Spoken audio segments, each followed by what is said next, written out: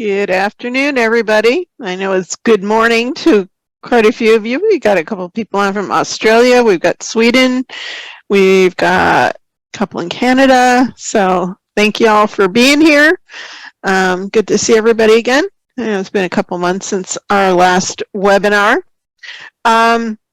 Just a reminder, this is one I think you really want to get the notes for because we're covering a ton of information today. So I am going to be moving quickly to try and get everything in. The notes, as always, they obviously include the notes in a PDF form. There's also a set of 12 textures that are not available anywhere else. There are 2 resource lists for, well, I guess it's one I combined into places you can get some fonts and brushes, both free and some that are for purchase, but most of them are free resources. And also cheat sheets for keyboard shortcuts for both PCs and Mac. People are always asking for that. So those are some other things that kind of go along with what we're doing today. And so I'm going to jump right in, and I am reading from the notes, so if you already have them, you can follow along, or you can just watch, and you obviously have the notes to refer back to later on. They are on sale for $7.50 until the 28th, so for a little over a week, almost 2 weeks. So, all right, so we're jumping in head first. So I'm going to go to my browser. And our first question, and I'm kind of doing these in order of the way you would deal with these kind of subjects. First of all, how do I download asset files? And I'm going to show you a few ways from a few different sources. So if you haven't downloaded the Sunday samplers before and you're not sure how to download them, that's what we're going to start with today. So this was last Sunday's Sunday sampler. And when you're in the blog, if you've signed up for the blog, you get the email when it's posted every week on Sundays and Wednesdays. But the Sunday one is the one with the free textures. And there are actually 3 places you can click to get the link. It is highlighted here in the paragraph that I write. You can click this Sunday sampler header or on this photo. All 3 will link to the same place. The Sunday samplers reside on my Dropbox. So once you click this, it's going to take you to a Dropbox file. And I am going to I'm signed out right now. I purposely signed myself out because otherwise I would see it differently than you. So that your screen should be similar to this. Sometimes I know things fluctuate a little bit, and I don't know if a Mac shows it any different than on a PC. But you should see the textures for that week. You do not need to join the folder. It says that on there, but that's not necessary to get the textures. All you are going to do is click this download button. And when I click download, it's telling me it's downloaded, and you'll see, because I'm on a PC and I'm using Chrome, it shows it right down here that it downloaded that file. Okay. So that is to get the, and we're going to go into unzipping those and how to install them and all that kind of stuff in a minute. First, we're just going to deal with some other downloads. So if you were downloading from, and you can just close all this now once you've got it downloaded, it's now in your downloads folder. So again, I'm going to show you that in a second.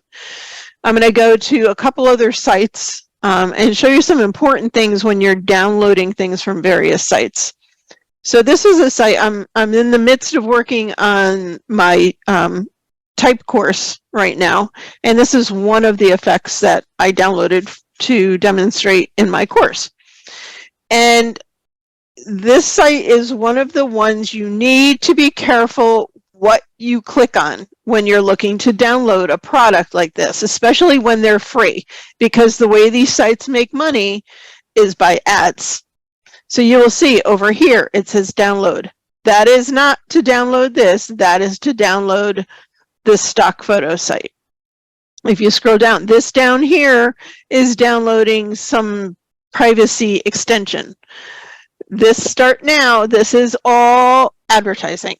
Okay, those are all junk. You're going to see lots of things, directions here, start now, blah, blah, blah. You want to look for something that indicates exactly what it is you are downloading.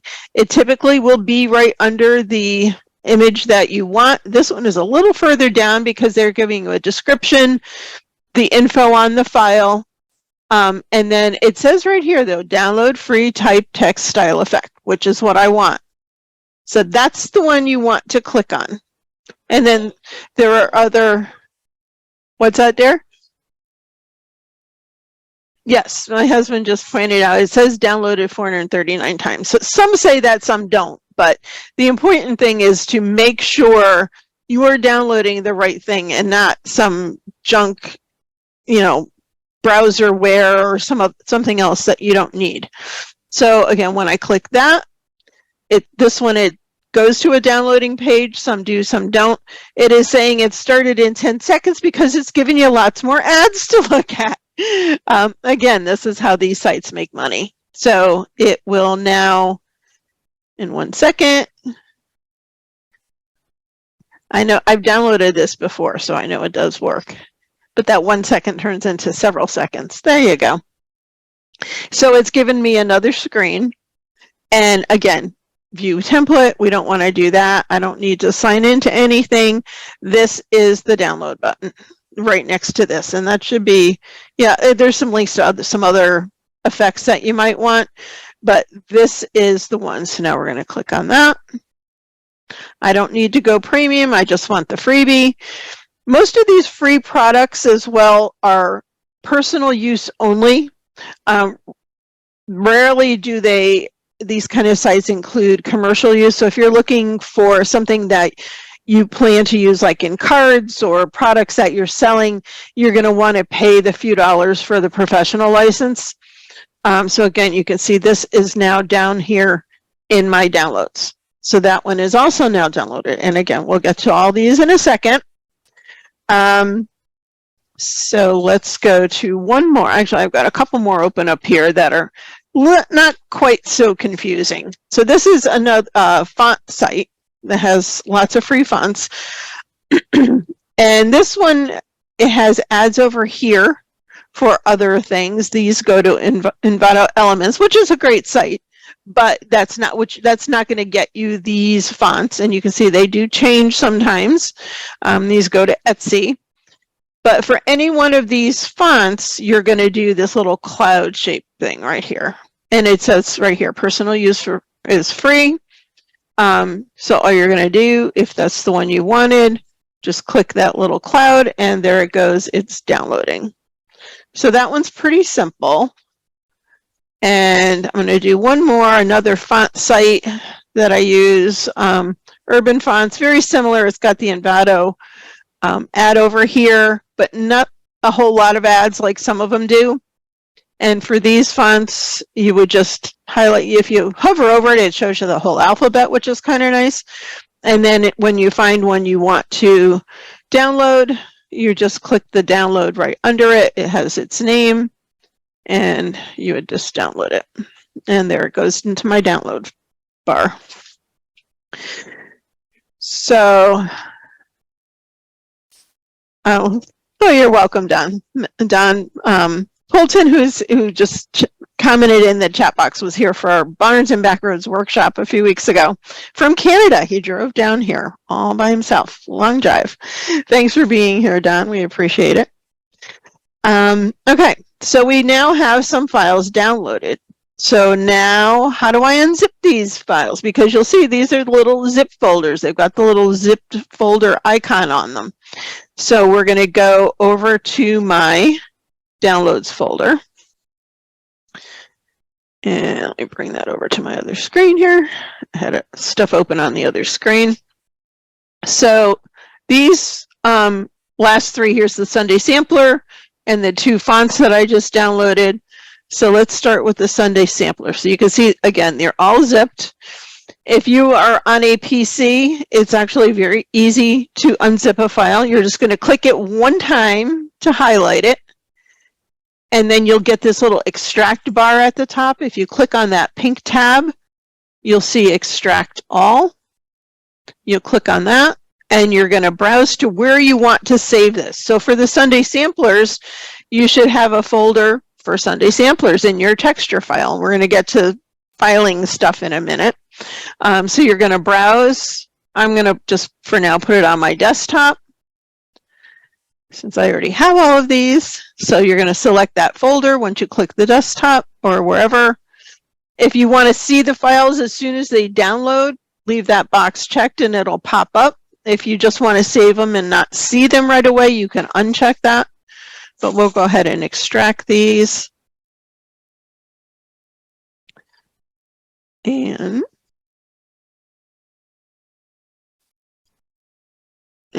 there you go. Now it's popped up. So they should be somewhere. Actually, here they are right here. I'm going to change my view and you can see what they are. So after any folders, because I didn't put them in a subfolder, but you can see here are the 3 files. They're JPEGs, so they're ready to use as textures. Okay, if you're on a Mac, I put the instructions in the notes. It's slightly different. You would just click the unzip button and then from the drop-down menu, choose to unzip your files to this Mac, iCloud Drive, Dropbox, or Google Drive, and then you get a Finder style window, and you can either unzip the whole file or selected items. I've also been told by Mac users that you can also just double-click on the zip file and it will unzip it. I don't use a Mac computer, so I can't say for sure, but that's what I've researched, and I've put that in the notes for you. And you would do the same thing with anything else. So if I wanted to do this font that I just downloaded, click that, click Extract All, Browse, and then I do have, and we're going to talk about this a little bit more in a second, on our server, I do have an Assets folder, and I do have fonts, and I'm just going to unzip it to here. And what's this one called? Quantris. So we can find it when it's done. And it's now in here and should be one of these folders.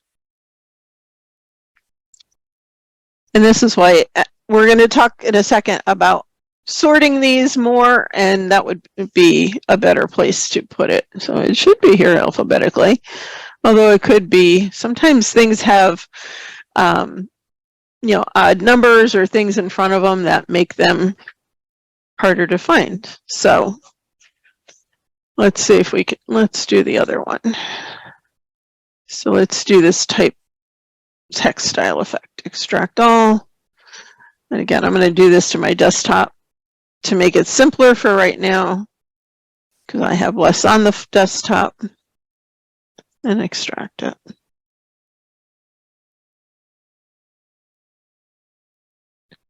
And it's doing its thing. Takes a few seconds.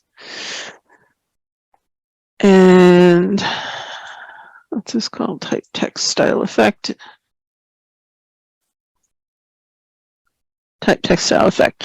So this one, it has 2 things that were in that folder. And this is why things like this I typically keep in a folder. They don't, sometimes they unzip with a folder inside of it, and sometimes they don't. It just depends how it was set up.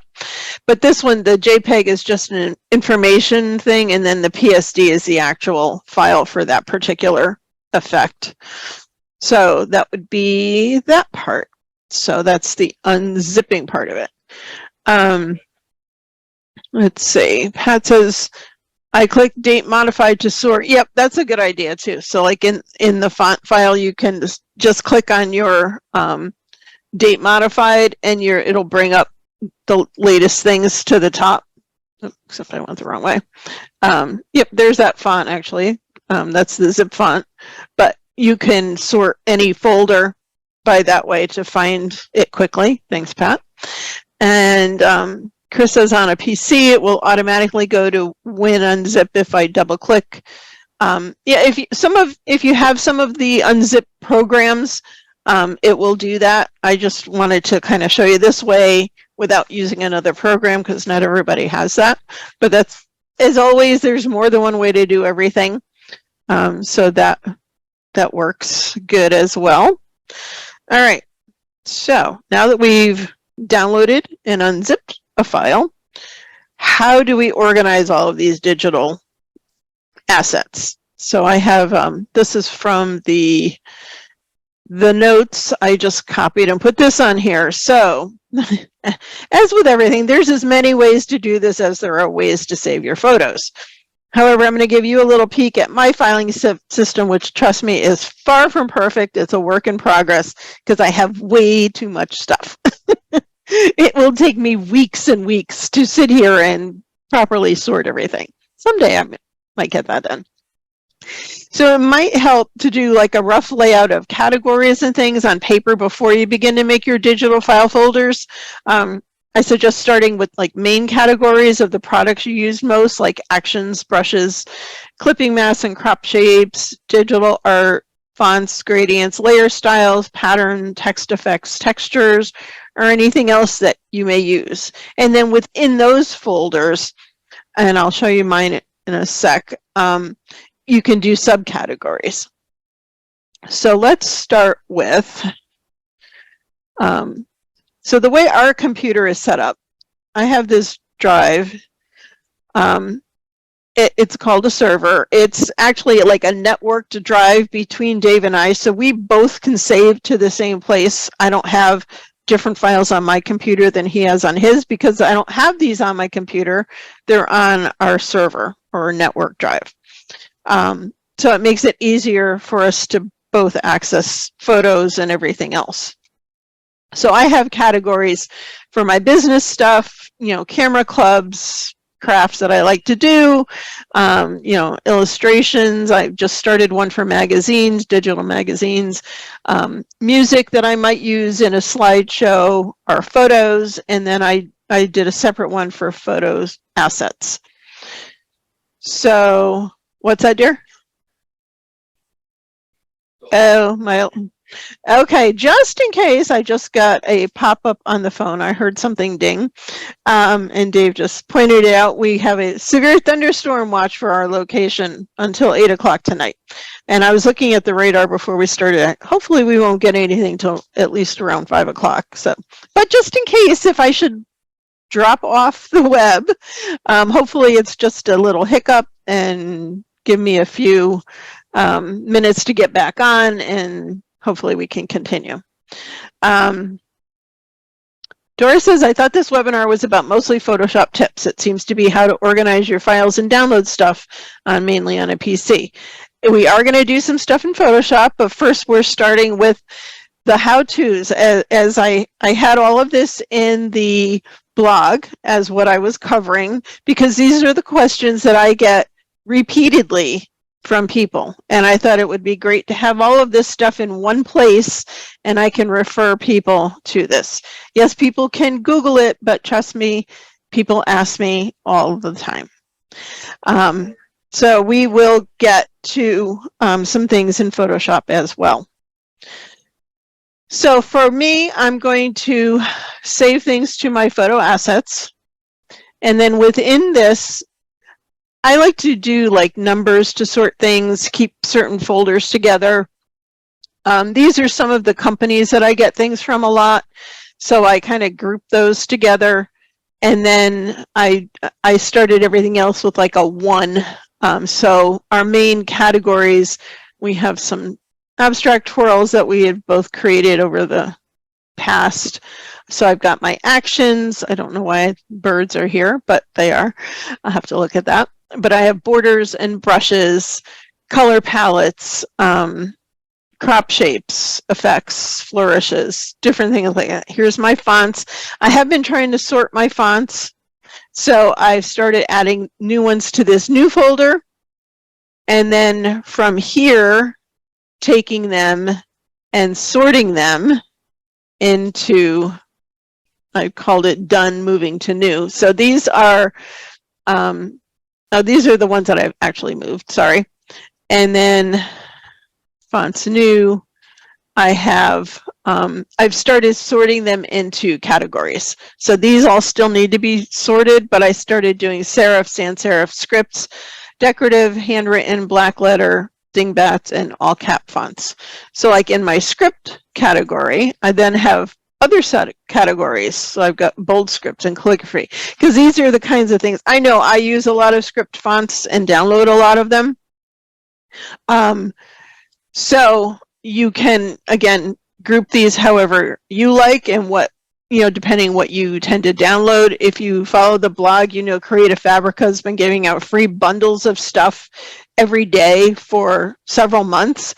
And if you get a bunch of them, that's how I get a lot of these bundles here. And then when you open one of these bundles, then you've got all these fonts that are in separate folders. And then to look through these later on is a royal pain in the butt if you're trying to find something. So that's why I'm taking all of these and then just trying to get them sorted into a folder so I can actually find them.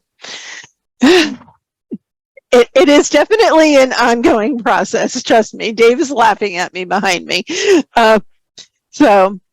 said, Pat Reck, our friend in Arizona, said, "Proud of you sorting your fonts, such discipline." Pat is also my helper on our conference weekends now, my backup. So yes, I'm trying, Pat, I'm trying. It's definitely, I should have been doing it better all along and I haven't. So this is kind of, you gotta do it sometime. So when I get a few minutes, I try and go in and take a few folders and just sort them that way. I do have some screenshots in the notes as well to give you an idea of what we do. Like I said, it's getting there. So from there, so let me show you my textures folder, because we use lots of those. So in our assets, if we come down to textures and backgrounds, this again, and the thing was, I kind of started one way and then kind of switched, as I get more and more, go, well, maybe I shouldn't do it that way anymore. I started by doing them by a lot of the companies that I was getting stuff from and just numbering them, just, to keep them in order. They're not alphabetical though. But then I came down and I started doing categories. So abstract, flower patterns, black and white and grays, backgrounds, bokehs, etc., etc. So again, I'm trying to get there and kind of do it that way. Chris says, do you throw fonts out? Many of them seem to look alike. Yeah, I have kind of been doing that, or like if I download a bundle and it's something I don't particularly like, I don't bother moving that font. If it's like, I'm never going to use this, so why bother saving it? So yeah, you definitely can, if you start getting, and that's what helps too, if you're in a font category and you've got lots of fonts in there, you can see if things look similar and get rid of the ones you don't like. Lauren says, if I have assets from a third party that have unusual tag where JPEG goes. Well, a lot of assets you cannot open unless they are installed, like a pattern file or a brush file or things like that. So you should have a separate file for that format. You have to know what that format represents. And then like a brush file is an ABR file, a pattern file is a PAT, a gradient is a GRD. So you would want to group those in specific categories like I have under here for those. Yep. All right, so now the question I always get in Photoshop is, how do I install brushes, fonts, gradients, patterns, actions, and even textures? Well, guess what? You don't install textures. Most of you, I'm sure, have seen some of my webinars and know that textures are brought in as another image. I'm not going to do that right now, but you do not install textures. If you wanted to put them in a library folder, you can, but I have way too many and I don't have enough space on my Creative Cloud account for all of the textures I have. So I tried to start doing that and I'm like, no, I'm not paying for storage that I already have, and I pay for several cloud backups, so we're not going to do that. All right, so how do we install things? So let's close that. So let's start with, I'm just going to open a blank file because you need to have a file open to do this. So I'm just going to pick something. Actually, I'm going to just do a blank new file. File new. And just click one, it doesn't matter. Okay, just to have something open. So, all right, so we're going to start with a font. So there are a couple of ways, actually fonts you don't install in Photoshop. Fonts are installed on your computer. So before we get to the things you do put in Photoshop, let's go to our fonts. So there are two ways you can install a font. I'm just going to open a folder, and let's say I want to install this font.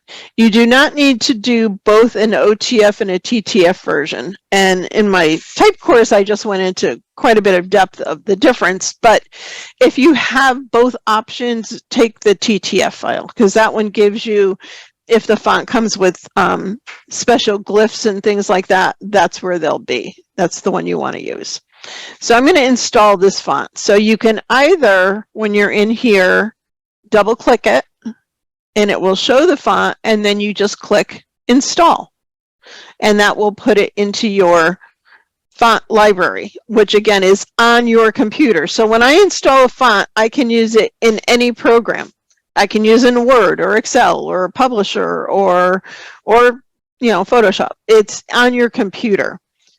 So you don't want to install every font that you have, because it's going to slow down your computer, and it will slow down Photoshop when you start going in there. And I have way too many in mine. I need to get some out of there that I really don't use.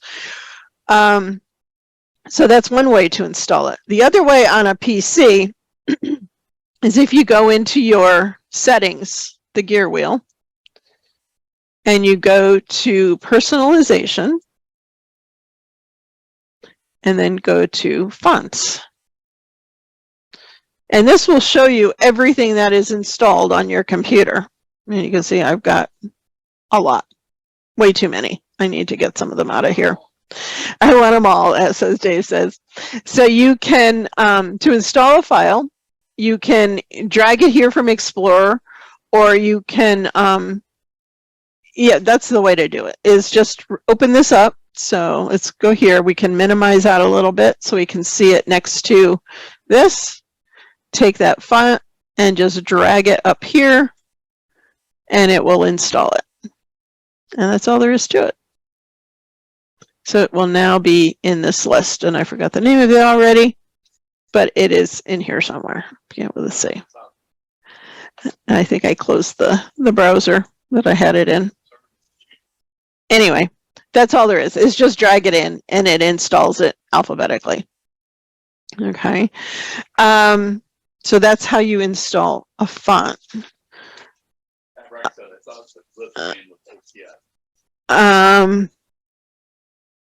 You could be right. I have to look at my other notes. I could be wrong. Good point. I'll have to double check that. Thanks, Pat. And all right, so you don't want to install everything. I have started using a font manager program, which I will show you real quick. And it is this one called Font Expert. I've tried a couple, and some just seemed way too cumbersome. This one, I like that I could customize it the same way I started creating my folders in my browser. I created the folders here. Now, I've got something, this one, and actually I know people are going to ask, this one, it is Windows only, this particular one. It was $49. And you can add and install here and then sync it to your computer. I don't have time to go into how this whole program works, but it is pretty simple. And I was able to figure it out, and they've got lots of help stuff available.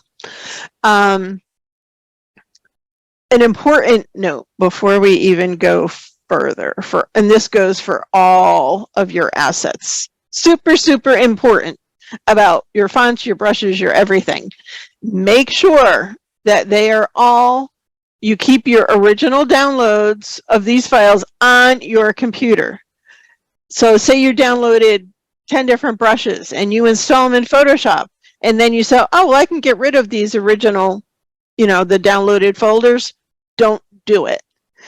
Photoshop loves, every time they have an update, to mess up your font panels, your definitely the brushes and the gradients. I've lost brushes over and over and over again from Photoshop deciding that it just wanted to reset my panel. So a handy way, if you want to also remember what you have in there, is take a screenshot of your panels if you want to remember which brushes you had in there. But definitely you want to make sure that they are saved to your hard drive, not just in Photoshop. Do not rely on Photoshop to keep them for you. Yes, and the Mac does have Font Book, which will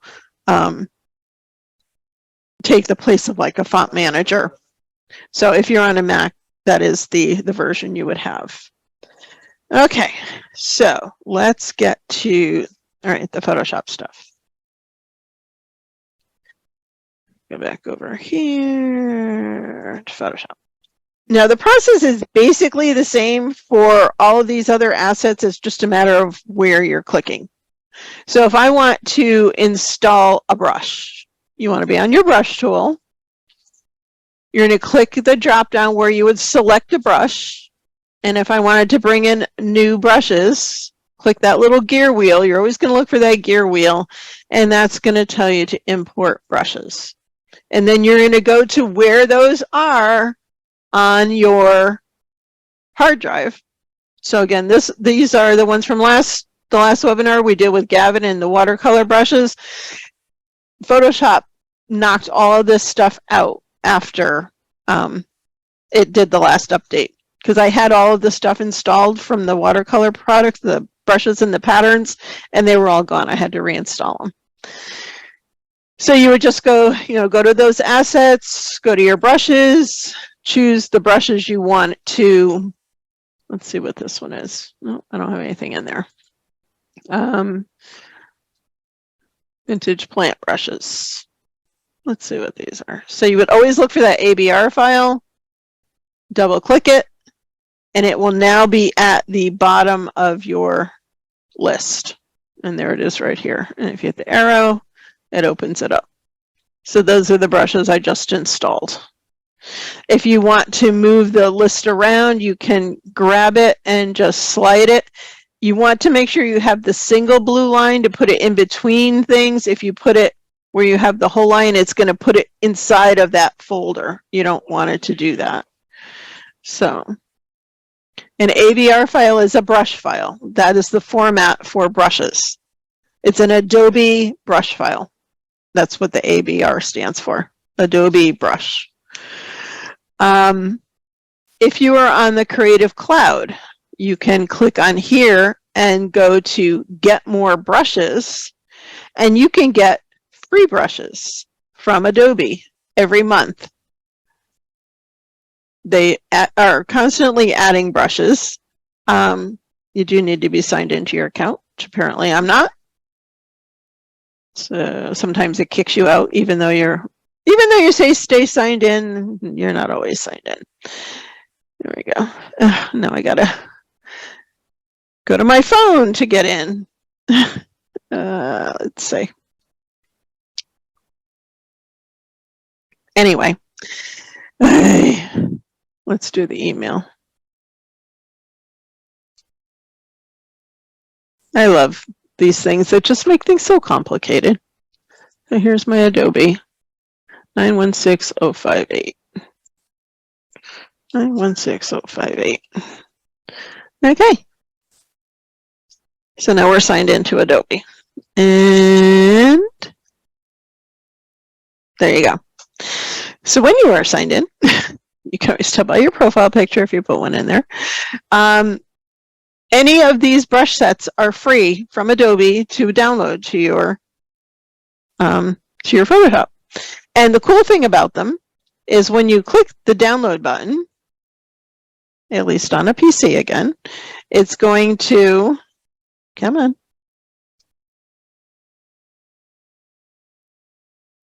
I don't want to download it. I want to just,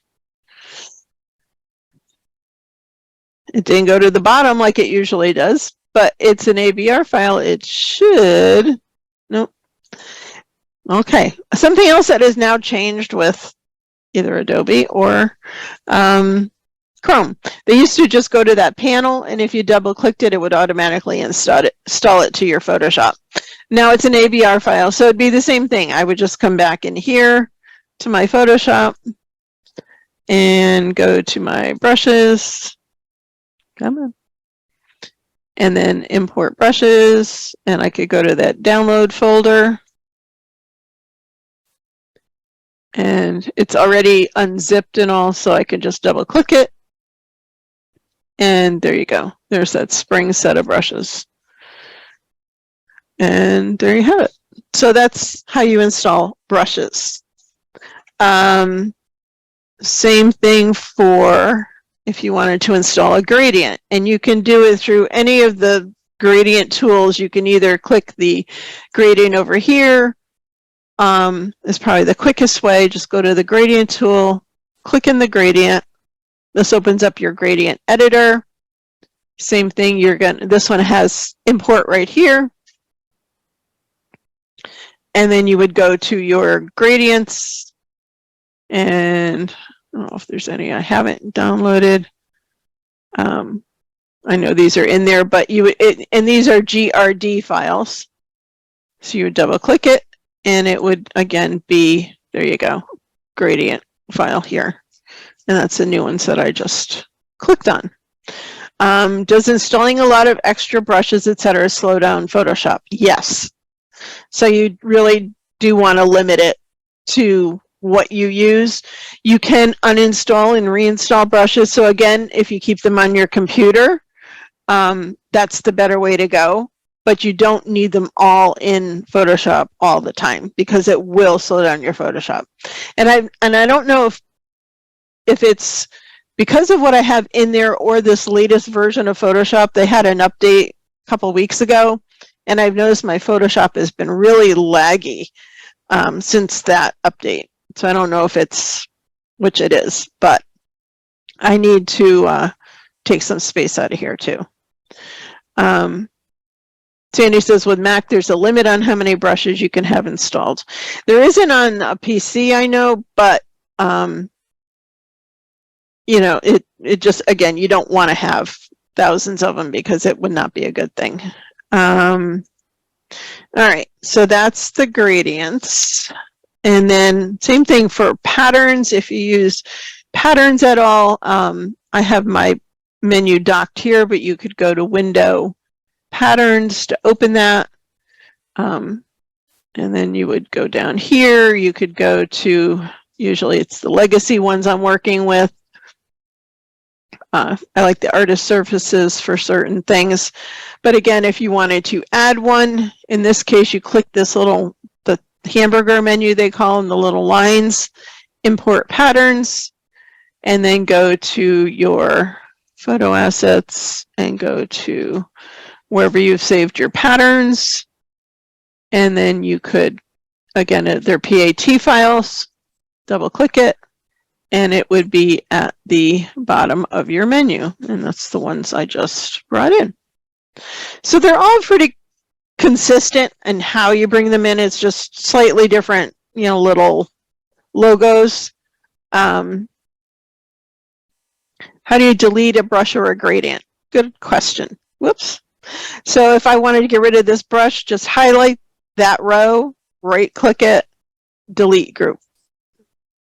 Say okay. If I wanted to do it with a brush, same thing, just go here. I'm going to delete this because I know I already have it in here. So highlight that folder, right click it, and delete group. Or you could delete individual, you know, brushes if you had them brought in that way. So Claudia, so what's the difference between a texture and a pattern? That's something for another day, because I want to get through. If I have time, I'll answer that at the end, okay? But patterns I use for adding more subtle texture, like if you're creating a mat around a photo or something like that. All right, how do I did have the question, which I added in here. How do I use gradients in Photoshop, and what's the difference between a gradient and a gradient map? And I know I have done some of these in webinars, and I actually, in the notes, I did a webinar on working with gradients and gradient maps back in September of 2021. So you can go back on the YouTube channel to find that if you want more detail, but quickly I will show you. So I'm going to open up this image. And I'm opening from my other screen, so give me 1 second.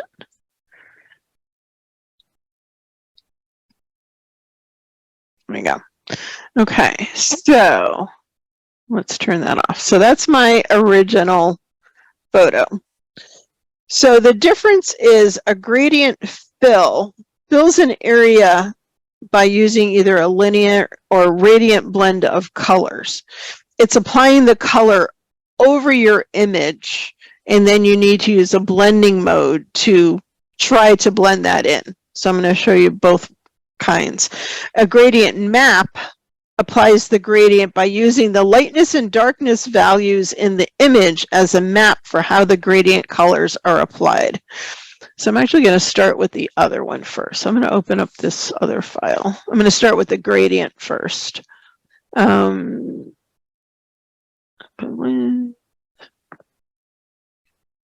we're going to do a gradient map on this one. So this one, I actually have two on here. So this is my original image, okay? And I wanted to add some color to the sky. So I'm going to go into, I'm going to add a blank layer. And then I'm going to go to that gradient tool that we were just in over here. Then I'm going to go up to the top to get to my list of gradients that are installed. All the ones that start with Meredith images are my sets that are in the store for sale. And I'm going to start with my Sky Gradients 1. So if you hit the little arrow, you'll see what's in that set. And I'm going to use this blue to yellow one. So we're going to go here. And then I've selected that, so you can see it's got blue here and yellow here. And we're going to say, okay, so that one is selected. You'll see it up top. And the way we're going to apply this is to draw a straight line of the way we want the direction of this gradient to go. So I want it to go from blue at the top to yellow at the bottom. So I'm going to put my cursor at the top of my image, and a tip to draw a straight line, if once you click, hold the shift key, and as you draw down, it will draw a straight line for you. So now I have my gradient, and you can see how it's actually over the entire image, right? That's what a gradient is going to do. It's applying this color to this layer. So the first thing we're going to do is change the blending mode to multiply. And I lowered the opacity a little bit. And I'm just looking at kind of what it's doing to the sky, but I don't want that on my bird. So as you can see here, I created a mask by using the quick selection tool. And you have to be on that layer so we can see the subject. Click select subject. And it takes Photoshop a couple seconds. It usually does a pretty good job of selecting our subject, which it did. I'm not going to worry about fine details right now for this demo. And then we can click on our gradient. And when you click on the layer mask, it added a mask. But the mask is opposite of what we actually want. So all you have to do is hit a Control or Command I, and it will invert it. So now, right now, 100% of that gradient is off the bird. You might want to add a little bit. You can see this one that I had done before is slightly grayer. If you double click in your layer mask and lower the density, it's like lowering the opacity. So you can add just a hint of the color so that, you know, your subject blends a little bit, like with the sky. You don't want it to look like it was cut out and pasted on there. So that would be how you would adjust that. And then I did a second gradient. I wanted to tone down that top a little bit.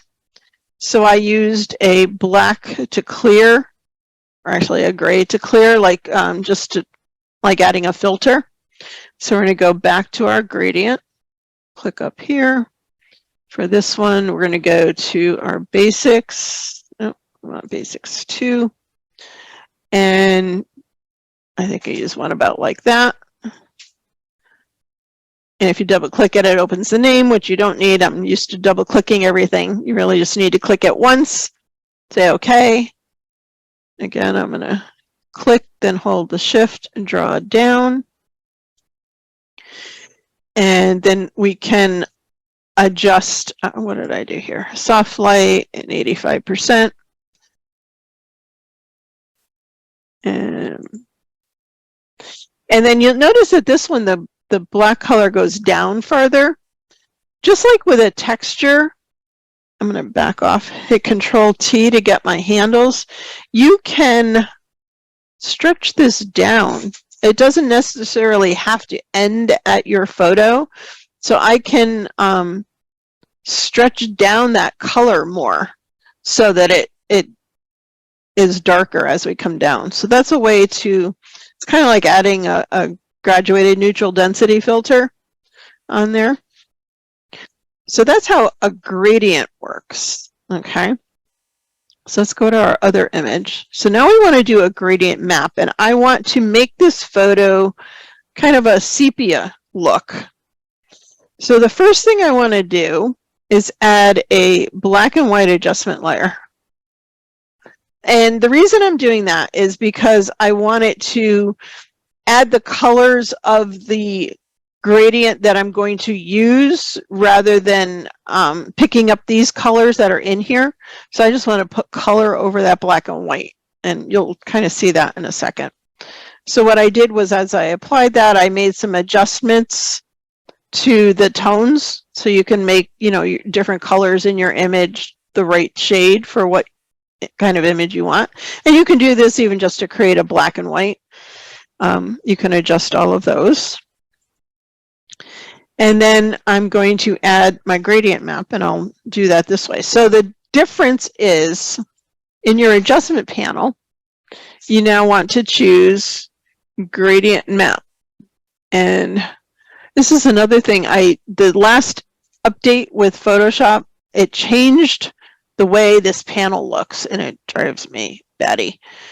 So I'm going to choose my gradient map, and we're using the same menu of gradients. We're still using these same ones. It's just how Photoshop is applying them is different.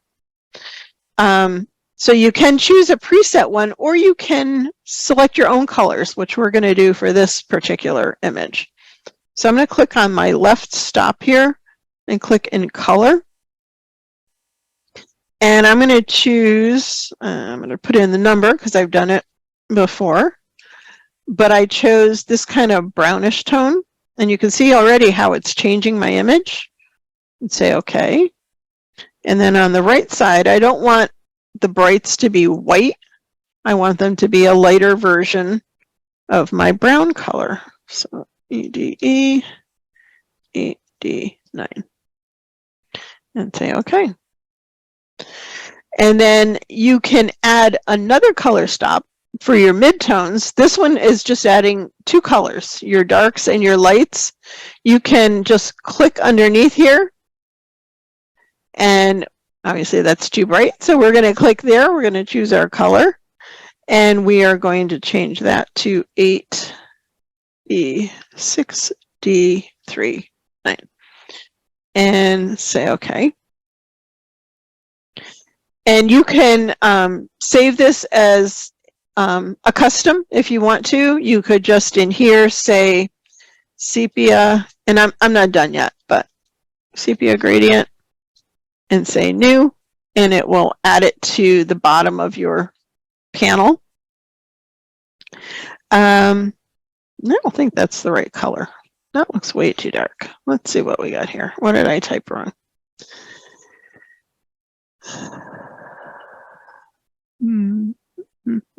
That's the number I have, but I don't think that's right, because that's a little dark. Well, maybe once we blend it. Let's try it. Let's say OK. Let's say OK. And we can close that. And then we're going to change this to, let's go back to our adjustments, our blending modes. We're going to go to soft light. There we go. And lower the opacity a little bit. And there you go. So that was correct. It just looked really harsh.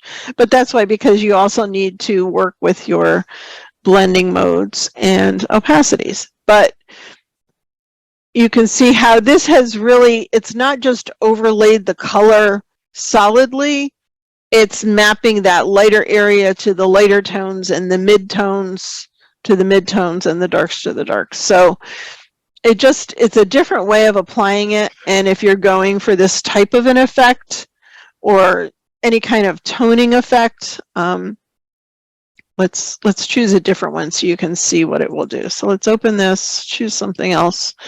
Let's try some of like the duotones, and you'll see what it will do. So you can see, let's do how it's mapping, you know, the more purpley color to the dark areas and this lighter blue into the highlights. You know, the darker color in the dark area. So that kind of gives you a little clue of what it will do. So like this, the blues are, you know, kind of toning in the lighter areas, while that tan color is toning in the darker areas. And these just have two colors. You can do it with two, or you can add a third if you wanted to. And there are some you can kind of do the sepia preset. I just happen to choose colors for this one, but you don't have to. Pat is telling me how to get my icons back over here. Let's say right click on the adjustments tab and select auto collapse icon and select auto show hidden panels. Okay, I'll have to play with that. I'm not getting it. Collapse to icons. Oh, no, we don't want to do that. Because no, I just messed that up. Anyway, I'll figure that out later. Thank you, Pat. I will do that. There's another way, but they were like itty bitty little icons too. It was really kind of weird. Photoshop loves to mess around with things. Sometimes they just can't leave well enough alone. All right, so let's see, where are we with time? I got about 5 minutes. So I got two more quick things, and these are Photoshop questions. What is the best way to save an image? And I get this all the time. Why don't I just save it as a JPEG? I only want to make a print of it. Because if, like with this one, we have several layers, I want to keep those layers. If I come in here tomorrow and I go, well, maybe I don't really like that color and I want to change it to a different color. You know, I want to go back to that color. You know, I may not have these two layers here, but I can reopen that gradient and not have to start all over again. You're going to do a file, save as, and your choice to save as either a TIFF or a PSD file. I prefer a TIFF file because it's a more universal format. A PSD file is proprietary to Adobe, and there may be other programs you may want to take that file into that it cannot read. Back in the day, when Topaz had all the different programs and you know, modules, they could not read a PSD file. They have changed that with the newer products, but and then Photoshop can't open like a TS2 file from Topaz Studio. So there are, some programs just don't like to play nice with each other. A TIFF file is just a universal format, and that's going to keep your layers. After I've saved my TIFF file, then if I want to save a version to post online or something like that, or make a print, then I'll save my JPEG when I need it. I don't always do that right away because I may want to resize it first or something like that. So if you save it as a JPEG and not save it as a TIFF or a PSD, it's going to flatten that file. You're going to only have one layer, and you're not going to be able to make changes to that file without starting over again. And you never want to save it over your original image, for sure. So what's that, dear? Oh, actions are kind of the same thing. Yes, so I did kind of skip that one. So actions, I have it added to my layers panel over here. Same thing as we were doing with the other product. You're going to click that little hamburger menu and load actions, and then go to wherever you've saved them on your computer. So I have a file for actions, and these are ATN files, and you would just click the one you want, load, or double click it, and it will then, there it is right there. That's the one I just loaded. And again, you don't want a whole bunch. This is another panel. Photoshop loves to reset it all the time. I had a lot more things in here than that. And with an upgrade, it just decides to go bye-bye. Danelle, I'll send you an email in a moment. Some people are, I will mention, because a couple people have gotten it. After purchasing something from my website, they try to go back in, and they're saying their request is blocked because of firewall issue. That's not your provider. That's my website is blocking you because it now thinks you're a bot for some reason. I have security software in there because you'd be amazed how many bots try and hack sites. I mean, like hundreds daily. It's amazing. And if the site can't verify you as the owner of your IP address, there's a who is directory on the web. It then might flag you as a bot. If that happens, do let me know, and I can whitelist your IP address so it won't happen again. And I'll look at yours, Danelle, and do that after. Okay. So that's what happens. It's weird. It doesn't happen all the time. Certain servers, I think, just trigger it more, and it's weird because you've gotten in there and you've purchased something and then it's blocking you. I don't know. I haven't been able to figure out how to change that without lowering the effectiveness of my the software I have in there. Okay, so that was actions. And then people ask about, how do I set the aspect ratio to print properly? So if you wanted to make, let's see what size this image is. Image size. This image is 10 by 15. So let's make it an even number and see if it evens out. Yeah, it's pretty much a 10 by 15, which is a 2:3 ratio. Okay, which means if I change this to 8, it's going to be 8 by 12, which is not a standard print size. A standard print size is typically 8 by 10. So if I wanted to make a print of this at 8 by 10, you would go into your crop tool and put in your size here. So I want 8 by 10. Oh, I gotta switch that. 8 by 10 that way, which means I would have to crop quite a bit of this image. I would have to crop 2 inches off of the width of my image. So when you're photographing, I tend to, crop things close when I'm shooting. You really should leave some extra room. So if you needed to crop something, if I had more room top and bottom, then I wouldn't have to come in quite so close on the sides. It's just, it's unfortunate that that's the standards. Cameras are standard size, one direction, one perspective, and prints are slightly different. So that's when sometimes I also start adding a digital map, but that's a whole nother course. We don't have time for that right now. Because a lot of times I'll do 16 by 20 canvases, which would be 8 by 10. Basically, it's doubled in 8 by 10. So I would have to crop this like this. Otherwise, I would have to create a border to make it the size I wanted.